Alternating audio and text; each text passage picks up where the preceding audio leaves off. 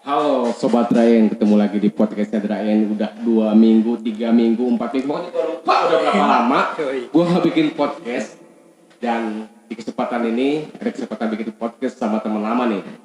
Pokoknya buat teman-teman nih, yang di Kaler, di Wetan, di Kidul, di mana aja, tetap nonton. Di Kulon ya. Ini bakal ngobrolnya seru banget nih. Oke. Gue ngejanjiin, jujur nih, gue ngejanjiin sama dia nih, sebulan lebih.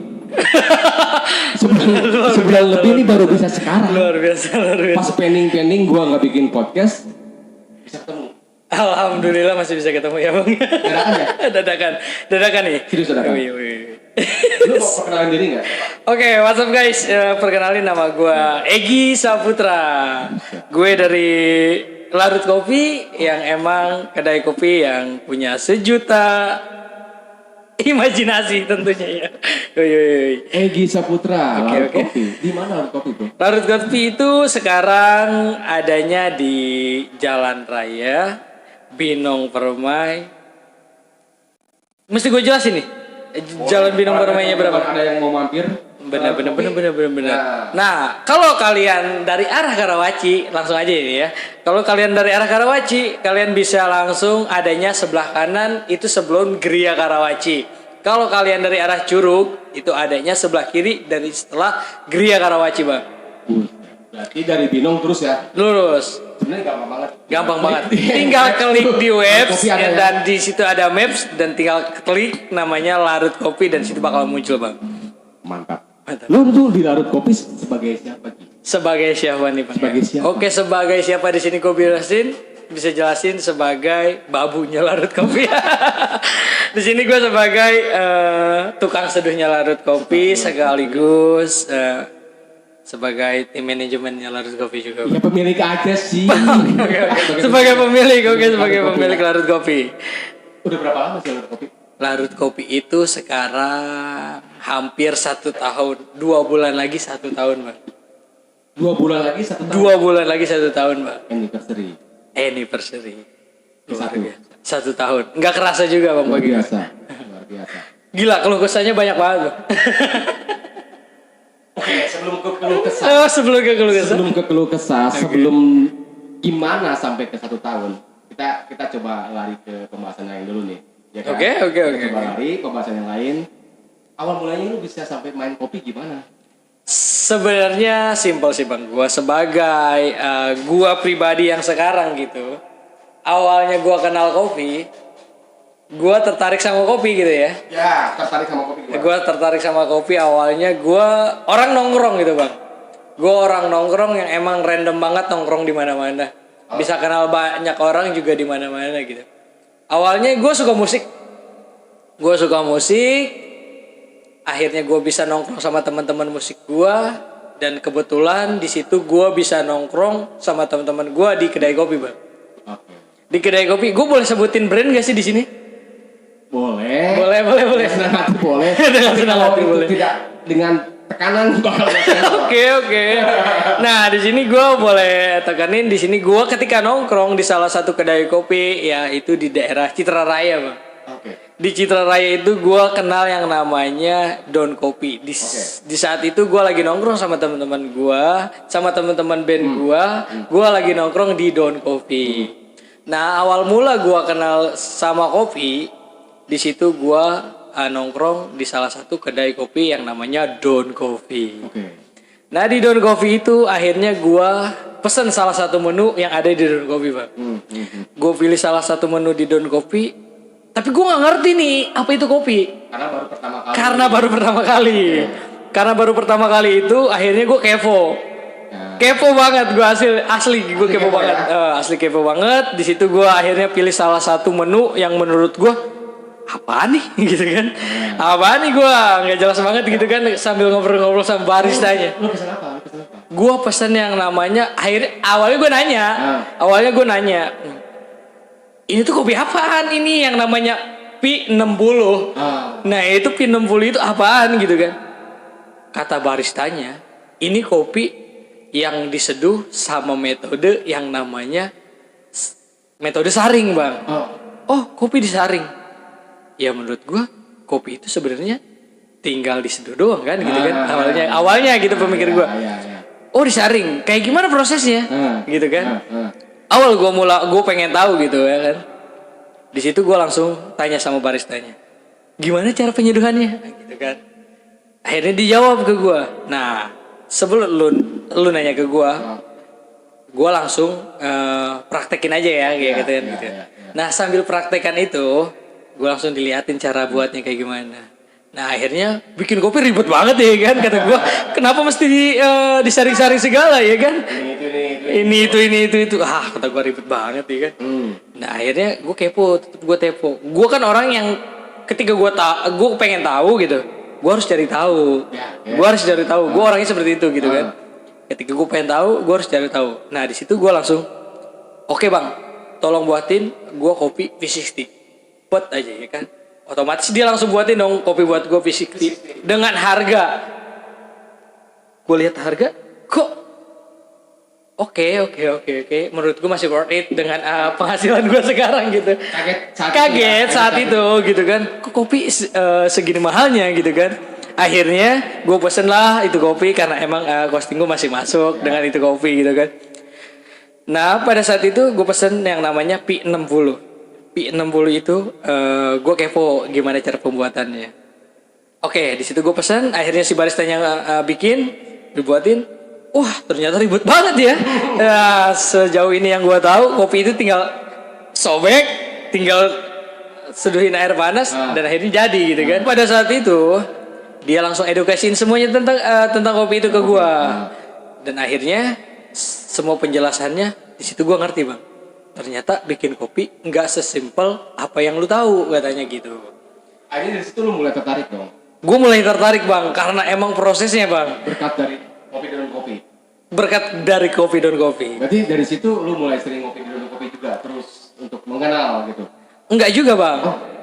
Justru gue lebih kepo bang. Apakah di kedai-kedai kopi lain cara metodenya sama seperti itu? Akhirnya bukan cuma dari daun kopi tersebut gitu, maksudnya gue bisa ngopi di situ. Akhirnya gue cari tahu tentang kopi itu di kedai-kedai lain bang. Berarti akhirnya dari situ lu mulai tertarik.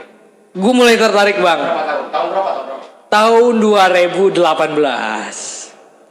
2 tahun yang lalu bang. Luar biasa. 2 tahun yang lalu lu mulai tertarik, coba mempelajari. Saat itu lu belum main kopi kan? Kenapa? Belum main kopi kan? Belum main kopi sama sekali. Masih punya aktivitas yang lain. Kenapa lu pilih sampai terjun sampai sekarang? Kenapa pilihannya? Karena ketertarikan gua terhadap kopi yang emang di kopi racikan tersebut itu bisa mengedukasi buat diri gua sendiri buat membangun suatu usaha yang lebih. Gua belajar gimana caranya ini membangun usaha kopi, di mana gua bisa belajar. Gue bisa mengedukasikan tentang apa yang gue tahu tentang kopi.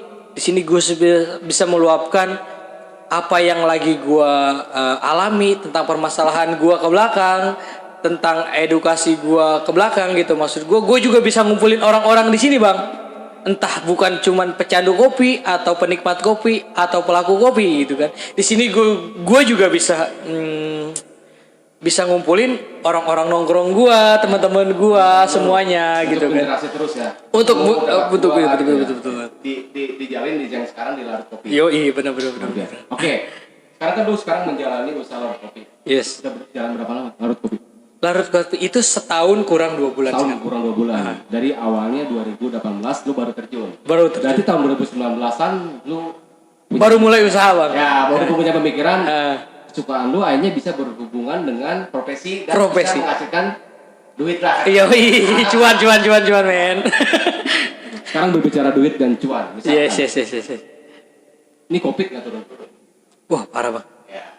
Semua usaha bidang sektor apapun cuma teriak. Yes. Larut Kopi menyikapi hal ini. Kang orang lu PSBB, Jakarta PSBB. Oh gila, sampai pusing gua bang. Imbasnya kenceng banget. Oh parah. Sektor usaha kopi seperti Larut Kopi nih yang notabene sebagai kedai kopi langsung berlingkup sama customer notabene anak muda. Yes. Ya kan? Gimana cara untuk bisa mengimbangi situasi? Awalnya gua buka Larut Kopi ini nggak ada apa-apa bang. Maksudnya nggak ada problem apa-apa gitu maksudnya. Berjalan Oh baik gue, aja. oke, pen aja gitu. Maksudnya gue enjoy aja sebagai pelaku kopi atau tukang nyeduh lah, bisa dikategorikan seperti itu. Gue nyeduh kopi enjoy aja, aman gitu, santuy. Tapi setelah adanya yang namanya pandemi ini, COVID-19 ini, gila luar biasa cobaannya bre, gila. Nah, di situ gue bisa belajar bang, gimana yang namanya, gue bisa bersyukur juga sih atas adanya pandemi seperti ini atau COVID-19 ini. Di situ kita diuji gitu kan, gimana cara ngelola usahanya bakalan seperti apa, dan gimana kita caranya diuji sesabar apa sih lu usaha gitu kan. Nah di situ gue sebagai pelaku kopi di sini sekaligus ownernya Larut Kopi, bisa disebut seperti itu ya. Oh memang seperti itu. Oke. Oke. Tapi di sini teman-teman nih kalau mampir ke Larut Kopi, kalau dia berpura-pura bukan owner, buktinya video ini. Oke, gue sebagai owner Larut Kopi sekarang. Oke. Sebagai owner Larut Kopi, di sini gue bakalan cerita keluh kesahnya Larut Kopi. Oke, sebagai ownernya Larut Kopi, gue bakalan ceritain keluh kesahnya sebagai pelaku kopi sekarang di sini. Saat ini di musim pandemi seperti ini. Oke, di sini gue bakalan cerita sedikit tentang keluh kesah yang namanya pandemi COVID-19 di era seperti ini, Bang. Luar biasa nikmatnya cobaannya. Nikmat banget. Sampai kita perlu yang namanya waktu buat tutup, Bang. Oh, gue sampai tutup, Bang. Oh ya, gue sampai tutup, Bang.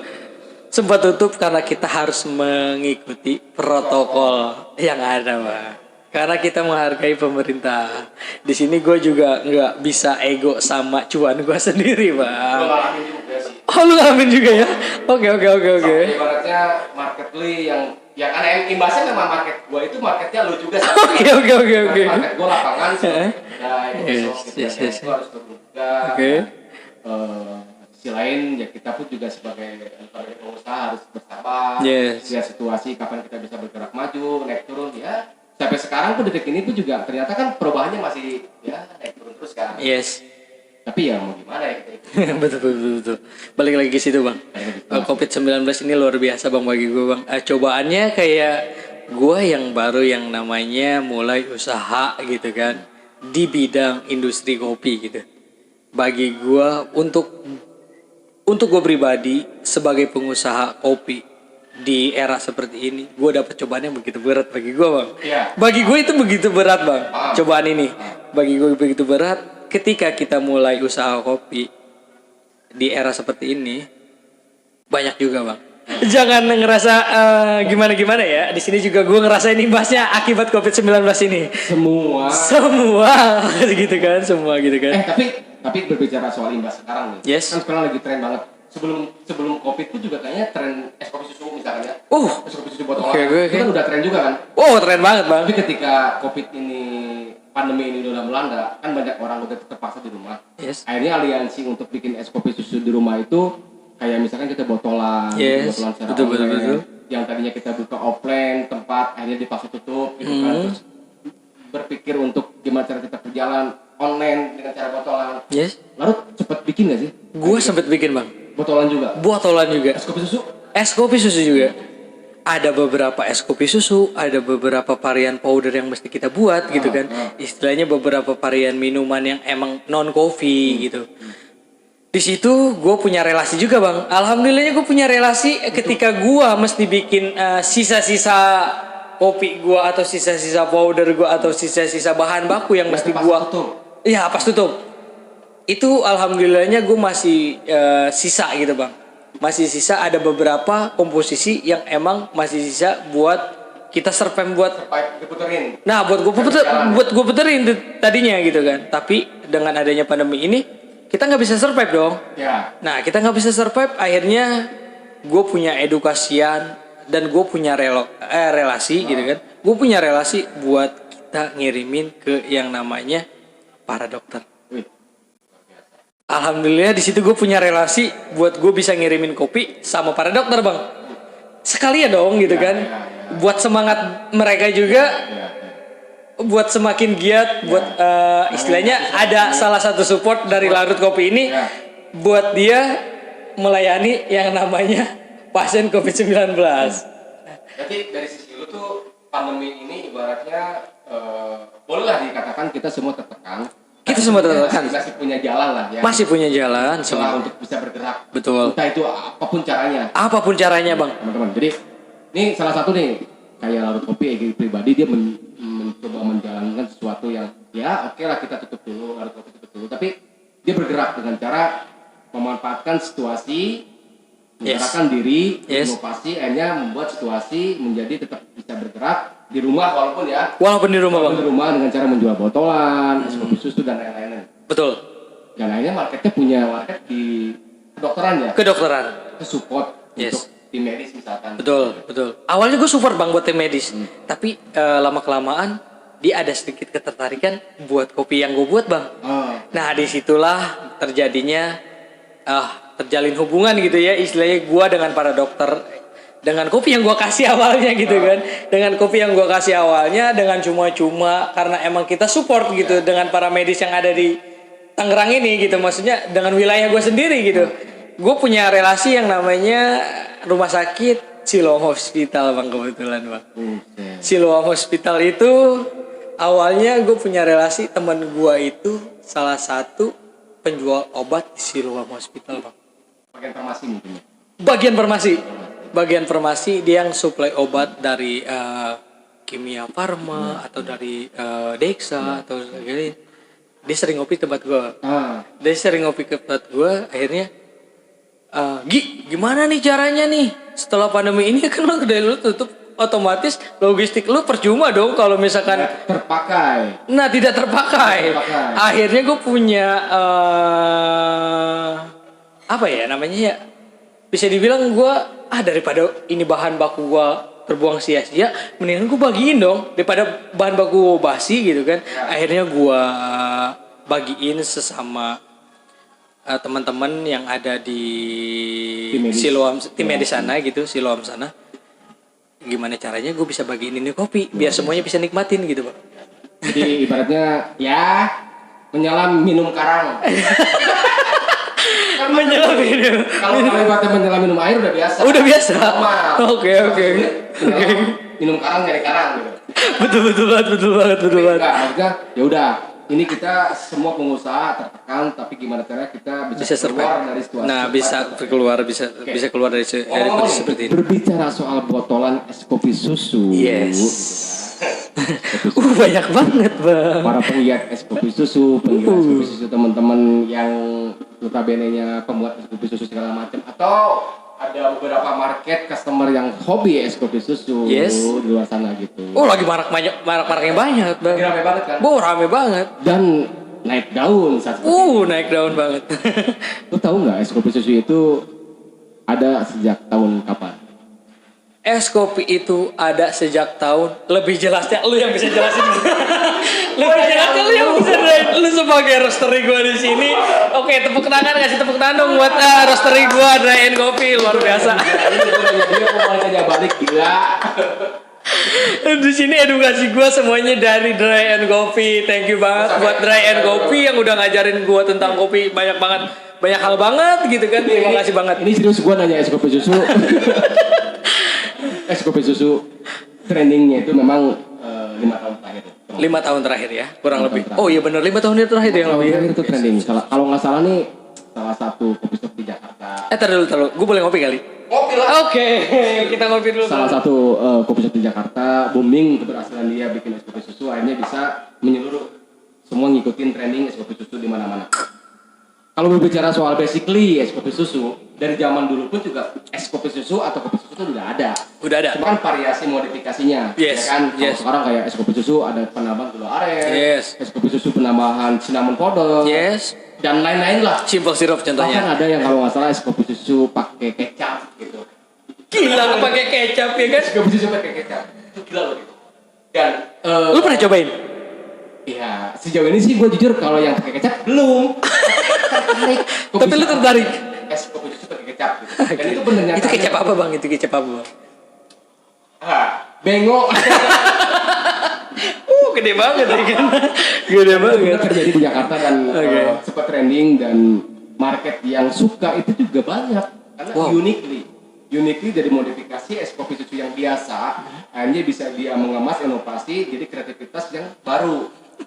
Ya, kalau lu menanggapinya sebagai roastery gimana tuh bang ceritanya bang? Ya kalau gua menanggapinya secara es kopi susu ini dari tahun 2015 sudah ada dan sekarang ini puncaknya terus sampai pandemi benar-benar puncaknya. Ya udah benar-benar masa naik derajat. Yes. Tapi jujur es kopi susu sih menurut gue dia bagi-bagi gua. Gue tahu dia idealis banget tentang kopi. Gue nggak, dia itu orang yang nggak mau kopinya itu dirusak sama apapun. Sebenarnya ya, gue tahu dia itu roastery ternama banget gila Ryan Kopi. Salut banget. Gue dulu zaman ngebar, gue pernah ngebar dari satu kopi shop dulu tahun 2016 kalau nggak salah. Gue ngebar karena tren es kopi susu ditantang untuk bikin es kopi susu. Waktu itu gue nggak mau. Kenapa nggak mau bang? Iya bikin es kopi susu gitu terus lagi tren gitu. Lah, wah gitu. Gue bilang gue sebagai barista waktu itu punya jati diri dalam artian es kopi susu itu udah ada dari tahun-tahun yang lama gitu. Kenapa lu ribut sekarang? Kenapa lu ribut sekarang? Es kopi susu lagi trending dengan modifikasi inilah itulah gimana ketemu? Nggak semua es kopi susu bisa nikmat gitu. Terus gue jawab sekarang. Tahun 2020 gue bilang. Oh lu mau jawab sekarang nih? Ya maksudnya tahun 2020. Tahun 2020 gue bilang es kopi susu adalah konspirasi. Wah gila konspirasi es kopi susu brother. Kenapa lu konspirasiin sekarang? Konspirasi? Kenapa gue bilang konspirasi gini?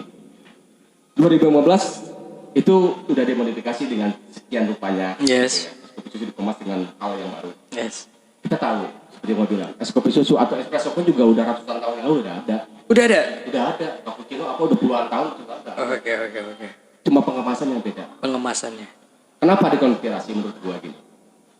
Untuk menjadi daya tarik masyarakat awam terhadap kopi.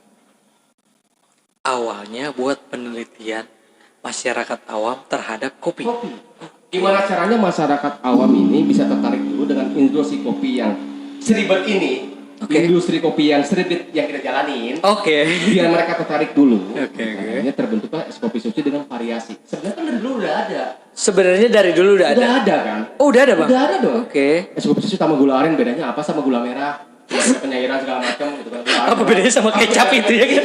Apa bedanya sama kecap? Akhirnya kan pengemasan yang beda. Akhirnya berkembang terus gitu kan. Gua sebagai penggiat industri kopi atau yang teman-teman yang lain juga sama di industri kopi mungkin juga setuju bahwa ibaratnya ini penggiringan opini masyarakat awam biar mengerti dulu ke arah bahwa yuk nikmatin nih es kopi susu. Nikmatin nih trending es kopi susu sekarang. Gak heran kalau misalkan tiba-tiba ada customer yang datang ke warung kopi, Mas atau Bang Egi ada nggak es kopi susu? Gitu. Jelas gue punya dong gitu kan. Itu gitu. Jadi ketika es kopi susu itu digiring ke sana gitu dan mereka tuh kena gitu kan. Berburu dong. Pengen nyobain deh es kopi susu yang lain. Gue punya signature sendiri bang. Susu lain. Misalkan susu di larut kopi. Kayak gimana? Bener. Pasti semua kedai punya komposisinya masing-masing dong. Lu punya nggak? Gue punya dong. Nggak dipungkiri kan? Nggak dipungkiri. Kita nggak munafik sama idealisme diri kita sendiri terhadap kopi sebenarnya ya. Tapi di sini kita balik lagi kembali ke pasar kita sendiri bang. Kita mesti ngikutin.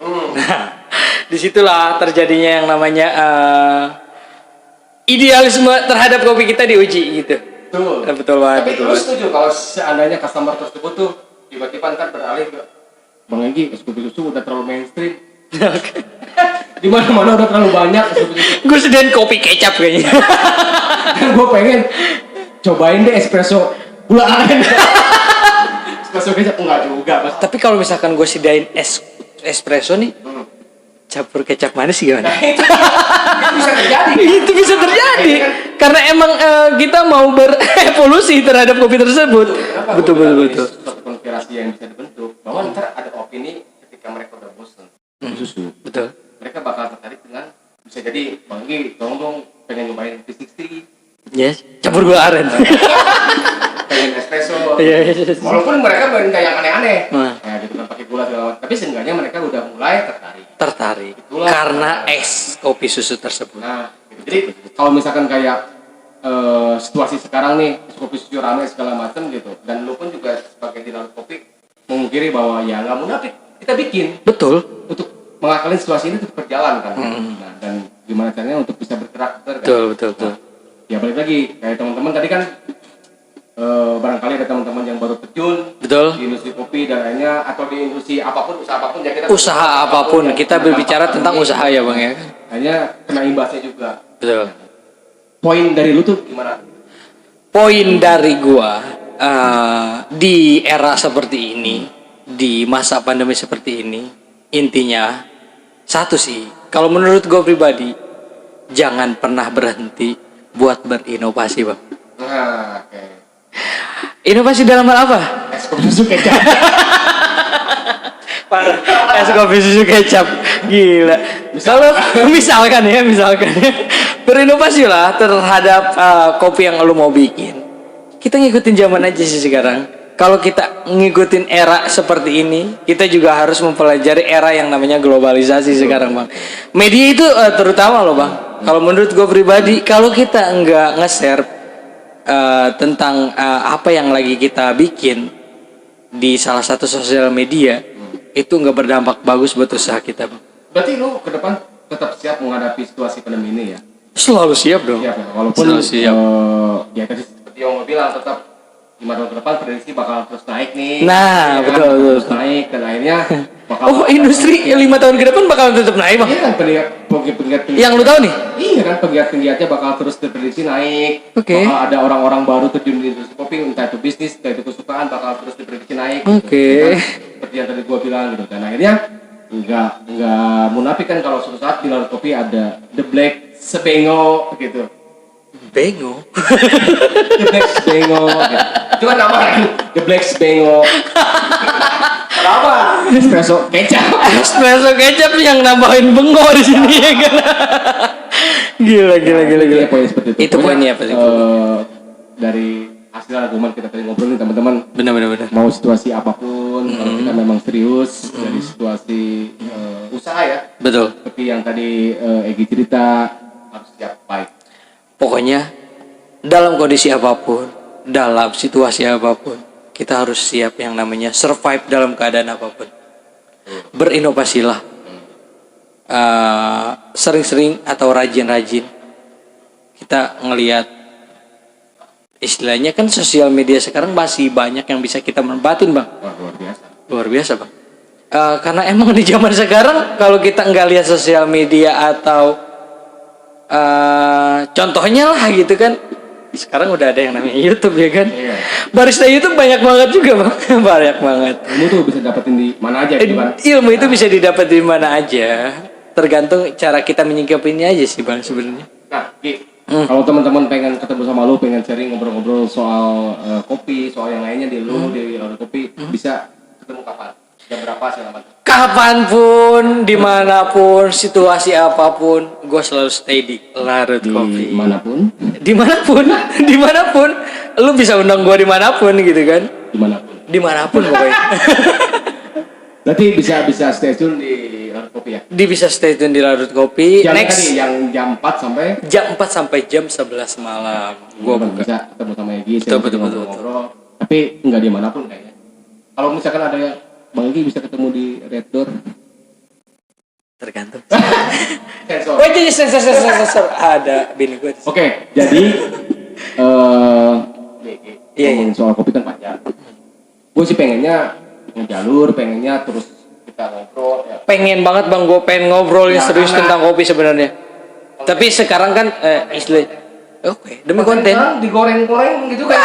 Aduh, serius-serius mah kita kelelep Bang. Kita konten kadang-kadang dibatasi durasi, gitu kan. Terus kadang-kadang opini nggak masuk, digoreng-goreng. Wah gila.